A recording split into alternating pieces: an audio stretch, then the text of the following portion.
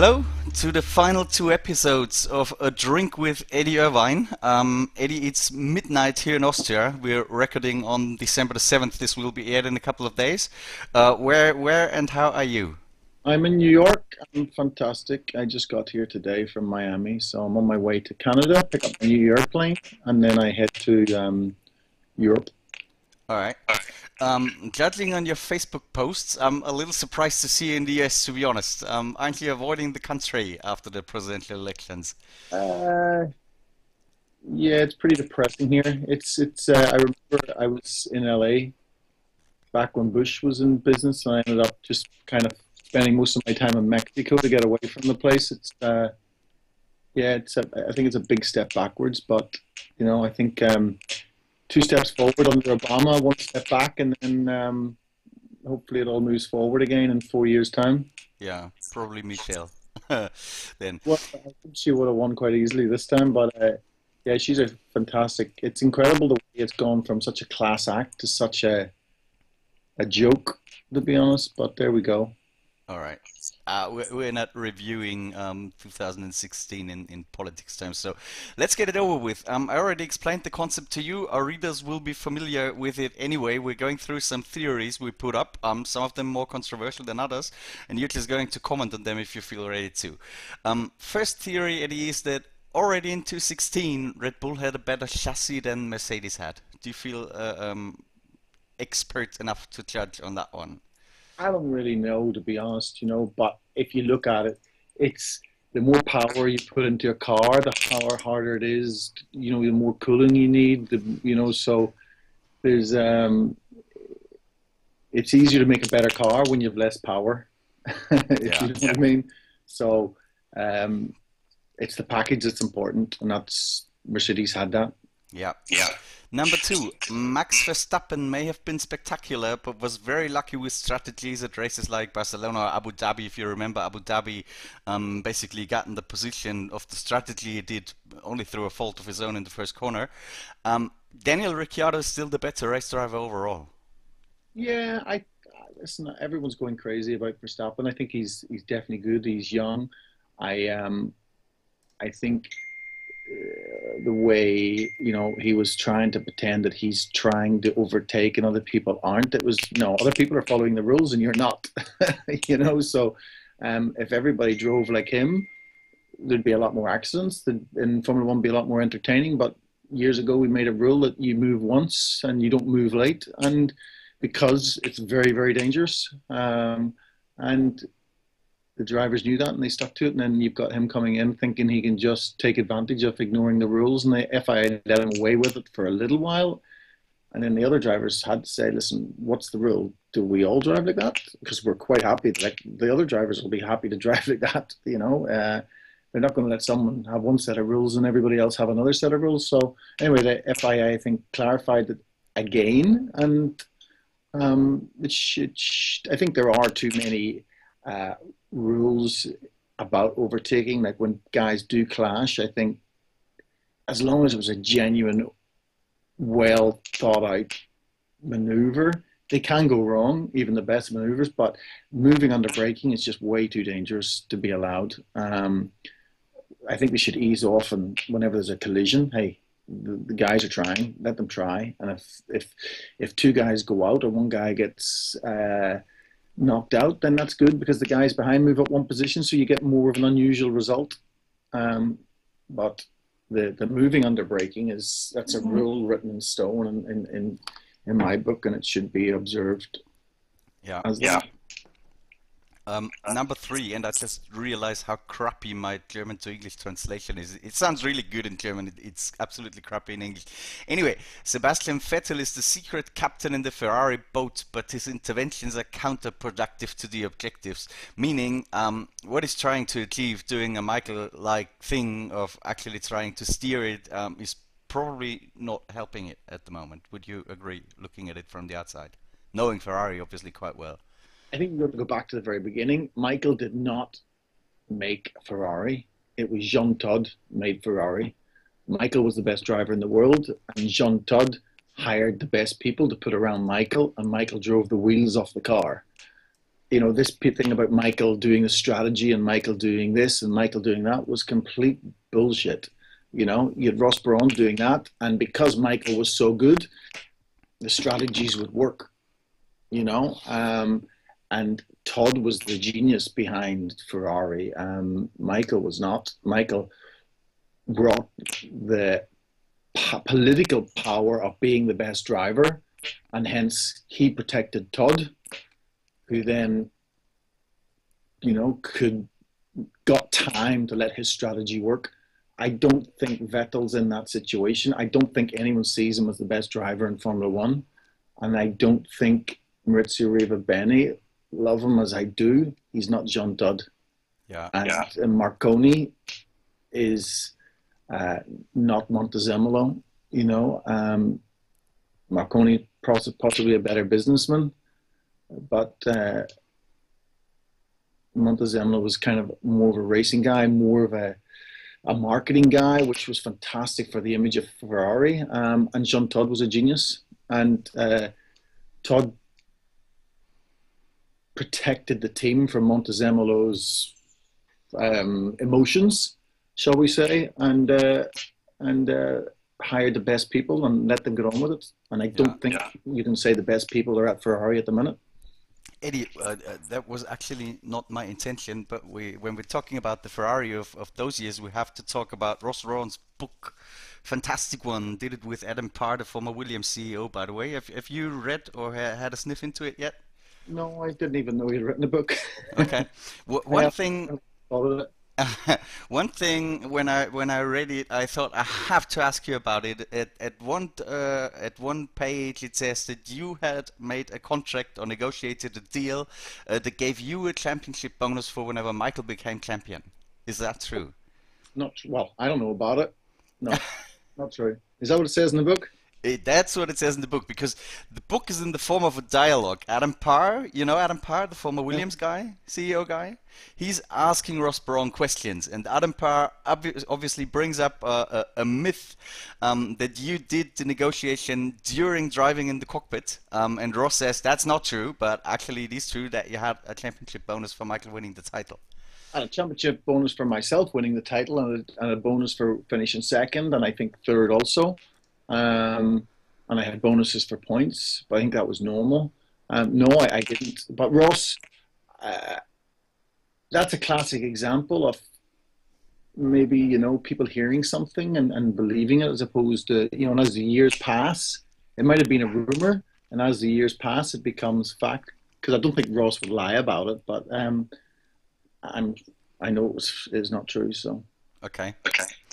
So Ross wouldn't know. I mean, shouldn't he? But he was not the one negotiating your deal, I guess. He wouldn't know. He shouldn't know, I guess. He really shouldn't know, because it was between me and Jean Todt and Montezemolo.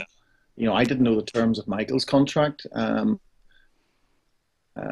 Maybe Ross and Jean did discuss it. I don't know, but it wasn't. I never knew that he knew anything about my contract. But that was definitely not in it. Yeah, interesting. Anyway, let's get it over with, because we're 8 minutes into it already. We're doing far too long. Sebastian Vettel, number 4, is a fresh breeze in Formula One with his emotional radio messages. Fresh breeze as opposed to being unconstructive. I think it's pretty sad if people think using the F word is really exciting and risque. I think it's way below his status. I think it makes him look very, very bad. But he is very frustrated with the situation. But to be honest, he had 4 easy championships, I guess having to work for it and not achieving it has got to be a real tough situation to be in. But look at Alonso's situation. He's probably the best driver in Formula One as a complete package, and he hasn't had a championship since what, 95? Yeah, 2006. Oh, sorry, 2005. Yeah, but still 10 years. Yeah. All right, number 5, Eddie. Nico Hulkenberg, who we are interested in as a German website, would have been world champion in a Mercedes.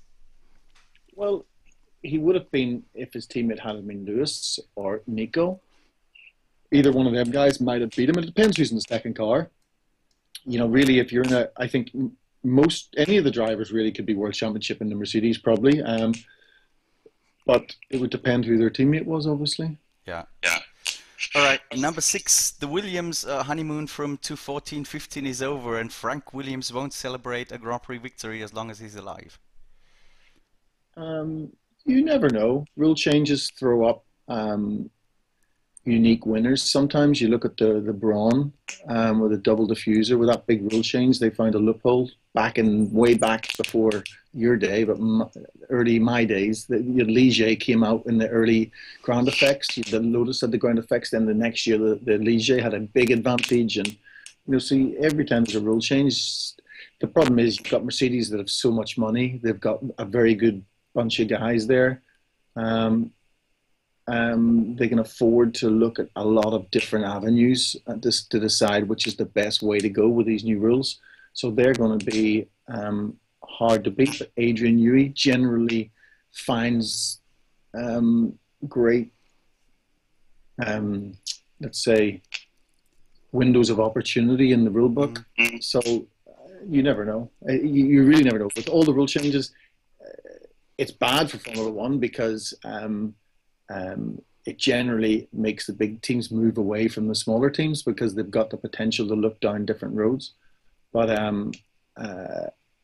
I think they needed to change the rules. I like the idea of the wider tires. I think that the cars look better. I seen a photograph, I think, of Lewis maybe with much wider tires on, so it looks much better. It'll make a bigger hole in the air, which will mean towing's a little bit easier. So go in the right directions. But I agree. I read where Ross was saying they need to have a strategy for the next 10 years or something like that. And that's what needs to happen. Someone with a bit of sense just needs to go away and really think about the problem. And it's an overall package. Get rid of all the fake bullshit, the buttons to overtake and all that crap. That's just junk. Get rid of the crazy fancy wings that just cost a ton of dough and the punters don't care, and make the cars bigger and more aggressive and make the circuits, make the drivers pay when they screw up. Yeah, more fun in one word. Eddie number 7, Ron Dennis, who was just ousted from McLaren, buried his own life work, and McLaren's sporting crisis is mainly his own responsibility. Would you agree on that one? I wasn't listening to you because I was talking. It's not about fun. This is what people are. You've got to make it real, and if it's real, it will be fun. You can't introduce bullshit to try and make it fun. You can take fun to the extreme where a driver has to come in and eat an ice cream at the pit stop and then off he goes again. Like, if you want to take entertainment to extreme, it just makes it ridiculous. And that's what they've been doing. They've been bringing in all this crap to make it interesting and fun. And it ain't about fun. Formula One isn't about fun. It's about making it real. Yeah. I was at the next one already, which was about Ron Dennis. Did you realize he was ousted from McLaren? Yes, I did, because okay. I'm a fan of Ron's in a way, because he has, he's a bit like Steve Jobs. He's an extreme character that created McLaren out of what was a mess way back in the day. Obviously, Ron has personality issues. But interesting, you're not the only one saying that in our expert panel. But he has. But I've never had a problem with him. Sometimes he ignores me, and sometimes he's nice to me, and sometimes he throws me under the bus when he sees me a hot chick. So I've never really had a problem with him. I've only dealt with him once, and he was very black and white, very clear. So it's a shame he's out of there. I think McLaren, I don't know if they could have made it with him. I'm pretty I'd be surprised if they can make it without him. You said you've been dealing with him once. Was that about a contract negotiation, or what was that about? Yeah, whenever I was leaving Ferrari, McLaren wanted me to go there. Ron wanted me, and Adrian Newey wanted me, but Mercedes didn't. They blackballed it. I kind of know why, but... Yeah, come on, you got to give me that one. Well, I had dinner with the boss. What was his? Jürgen... What was Hubert. The big boss? Huh? Jürgen Hubert. I can't remember who it was. Mercedes, yeah, back then. Yeah, it was the big boss, and he was sitting Norbert's boss, basically.